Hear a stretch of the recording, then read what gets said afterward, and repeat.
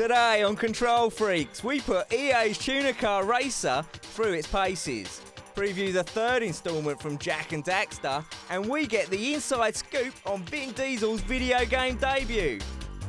So put down your controller, sit back and tune into your favourite video game show.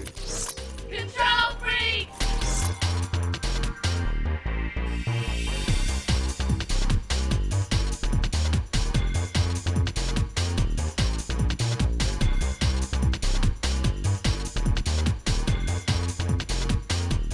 Things are definitely heating up in the next generation console race, and it's now likely that Microsoft will be the first manufacturer to release their next gen hardware with an early to mid 2005 release for Xbox 2, currently codenamed Xenon. After a few years of Xbox playing catch up with PS2, Microsoft wants to get a good head start before Sony's PS3 makes it to the market sometime in 2006. Sony's PS3 easily boasts the best specifications, but there is a good deal of speculation that the initial retail price will be high. Add to this the expected late arrival of the hardware, and it's clear why Xbox wants to hit the market as soon as possible.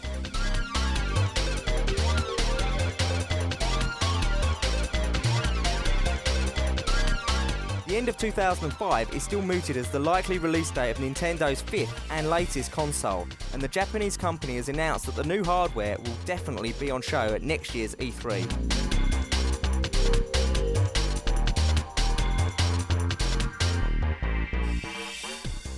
San Francisco is to hold this year's 2004 World Cyber Games Grand Final. The competition will bring 700 champion gamers from 64 countries to compete for world titles and prize money worth $400,000. Launched in 2000, the World Cyber Games has grown to be the world's most popular festival for digital entertainment, and more than 1 million gamers are expected to participate in this year's online and offline events. 8 official games will be played at this year's finals, including StarCraft Brood War, Unreal Tournament 2004, Warcraft 3 The Frozen Throne, Counter-Strike Condition Zero, Need for Speed Underground, and Project Gotham Racing 2.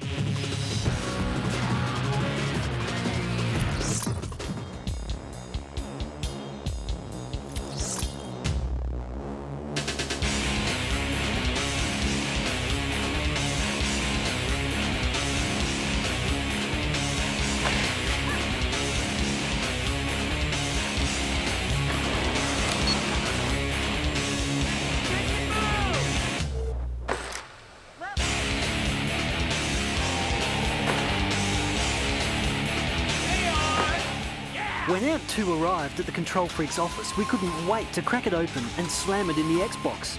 The anticipation was reaching fever pitch. Well, we couldn't wait. Like any game based on tricks and the like, it's a good idea to do the tutorials. If you can stand the cheesy voiceover guy long enough to get through them, you'll pick up vital tips to rack up the points. Try to jump from the sweet spots of at least 6 of this area's jumps. 1, 2, 3, 4. As usual, your course options are limited until you prove yourself. There are only a couple of runs to play on. Having said that, it won't take you long to meet the early challenges and open up the game.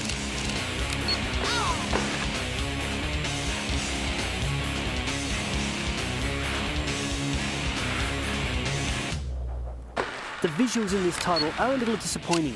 Cutscenes and mountain flybys are spectacular, but actual gameplay graphics didn't meet expectations. As for the replay mode, take a look at this.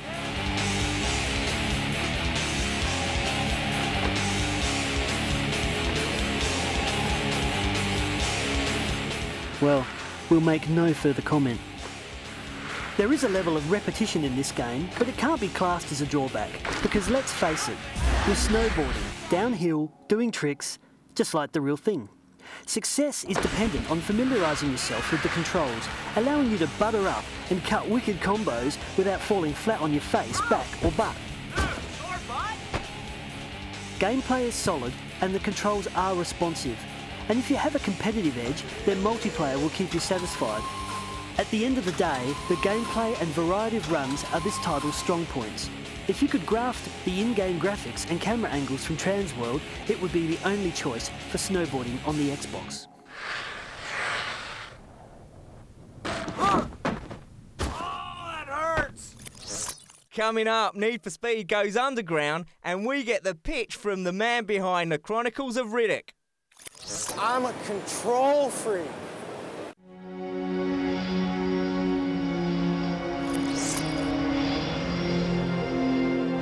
By order of the Grand Council of Haven City, for heinous acts and crimes against the people, you are hereby banished to the wasteland for life.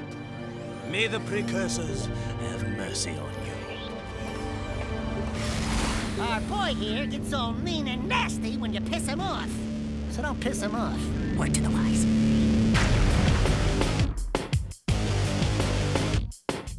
I am Damus, king of Sparkus. Out here, everything is either useful or dead weight. Let the games begin! This is combat to the death. Let's finish this. Uh-oh. Well, if it isn't the newbies. You talking to me? Yeah, you talking to him? I smell a storm coming.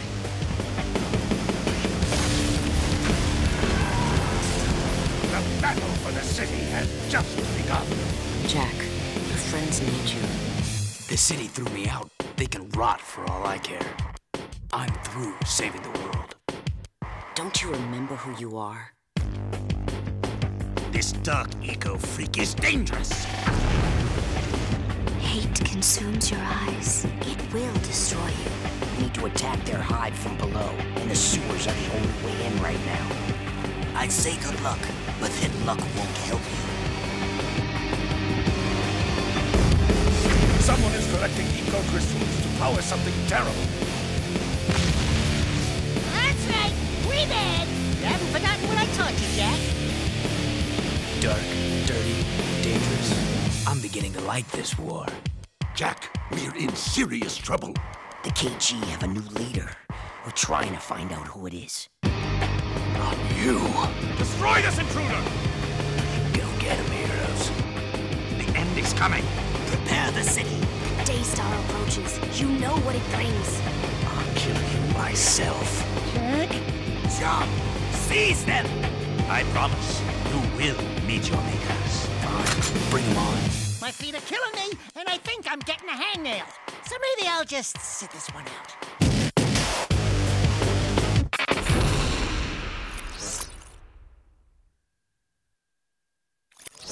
Samus hits the small screen in her quest to track down and defeat the life-form mimicking X-Parasite in Metroid Fusion for the GPA. With classic Metroid music and effects, the sound has surprising depth and quality for a GBA game. The 2D side-scrolling graphics are reminiscent of Super Metroid for the Super Nintendo Entertainment System, only fine-tuned with lots of diversity in the level design. Samus's controls handle great, with notable improvements like the ability to hang from ledges, climb walls, and travel across overhead ladders. Although helpful for beginners, there's a bit too much assistance from the navigation computer, which takes away from the exploration factor in this reasonably short game. Linking up to the GameCube won't do much for Fusion players, but it does activate a new suit for Samus in Metroid Prime, plus unlocking the original Metroid game for use on the Cube. Another piece of the Metroid puzzle which will have you fused to your GBA. Our score for Metroid Fusion, 3.5 stars.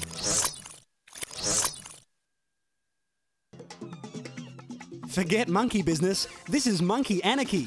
Ape Escape 2 is a crazy adventure.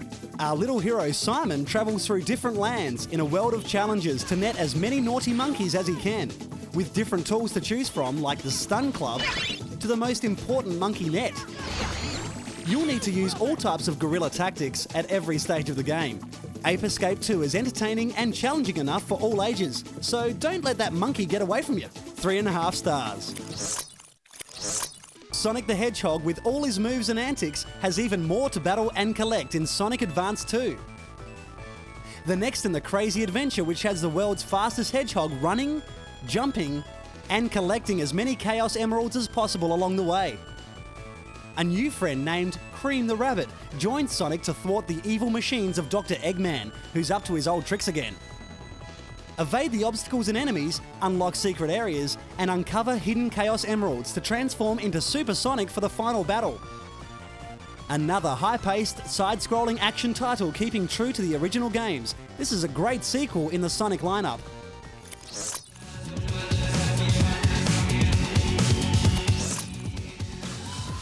The Need for Speed franchise has been a winner for EA over the years, and the next instalment of the series, Need for Speed Underground, will not disappoint.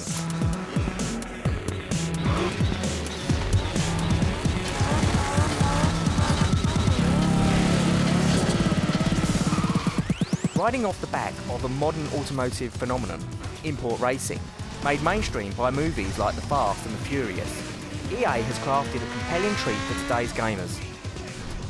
Aimed directly at fans of arcade-style racing, Need for Speed Underground boasts some of the most impressive graphics seen today, bundled with quality sound effects and gameplay. Gamers are given a good choice of cars the moment they turn it on. A major part of this title is modifications. These cars are just begging to be modded to improve handling and performance, not to mention a funky paint job and decals. All the mods enhance your racing, even the visual ones. Using a point system similar to Project Gotham Racing, drivers accrue points for style, as well as speed on the track. Hey, loser! Alright, check it. Maybe I can help. Just you and me, one-on-one. It's money in the bank. Let's go! You want to be the best? You gotta take these boys down. If you lose, you're gone. Got it? Good. Now move it. The career mode is the staple of the game, allowing you to claw your way through the underground racing scene, accruing cash for car upgrades and mods. Come here to find the latest races. The race map will show you where all the action is. To keep things interesting, there are several race modes, including drag, circuit, and drift races.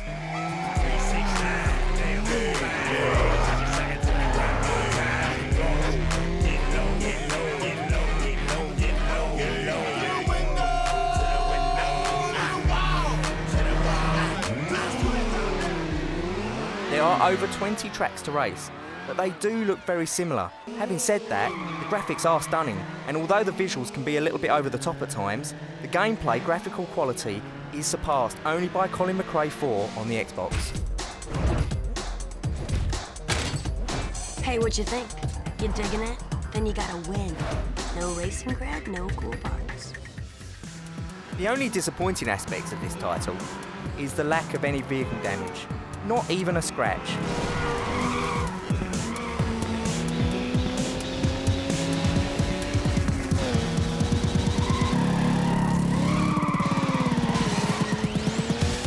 If you are a fan of driving games, this will bug you, but probably not as much as the lack of challenges.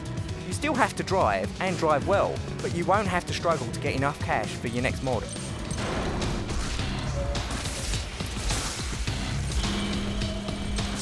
Beautiful, ain't it? I gave them the edge, and they blew it. You think you're better? Prove it. And maybe I'll help you out.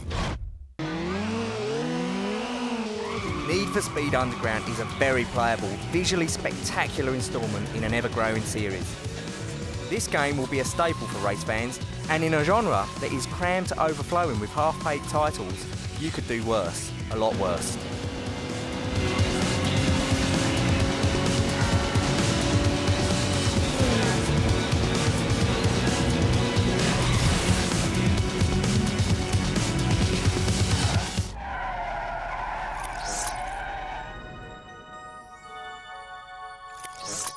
In the Dragon Realms, all is not well. The fallen dragon, Red, is using the dark gems to poison the life of the world. 5 heroes must fight the forces of evil.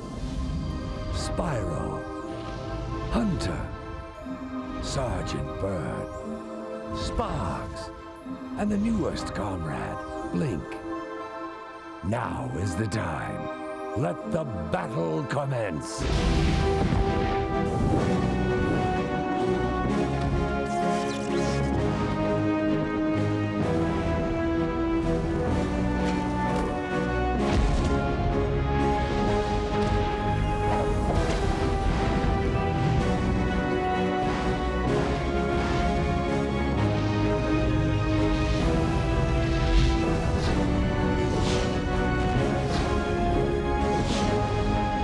Spyro, A Hero's Tale. Next on Control Freaks, Nintendo goes bongos, and it's a Black Monday for the Getaways. Let's all watch a Control Freaks. Woohoo! Before PlayStation, GameCube and Xbox, there's a whole history of console gaming. The early 90s were dominated by the Super Nintendo Entertainment System. Donkey Kong Country broke new ground on a console that gamers had thought had reached its peak. With stunning visuals for its time, and a character franchise that has been a winner for Nintendo for 2 decades, Donkey Kong made a massive mark on a generation of gamers. And all this from a translation error. Monkey Kong, the original title, just doesn't have the same ring.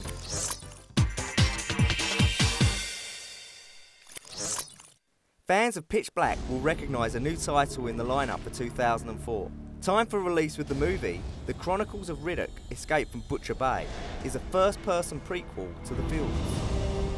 Welcome to Butcher Bay.